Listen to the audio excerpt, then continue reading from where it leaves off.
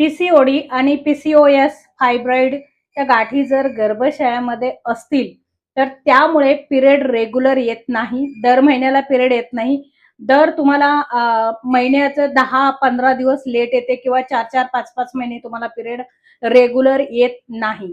तर जर तुम्हाला पिरियड रेग्युलर येत नसेल तर बाहेरचं खाणं जे आहे ते पूर्ण टोटली वर्ज्य करा तुम्ही. अति प्रमाणात तेलकट, अति प्रमाणात फास्ट फूड या गोष्टी वर्ज्य करा.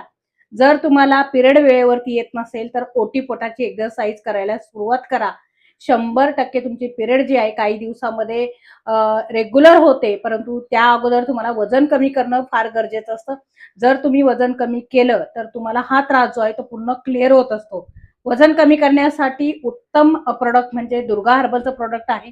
कुठलेही साइड इफेक्ट नाही, नॅचरली प्युअर आयुर्वेदिक ऑथेंटिक पावडर आहे.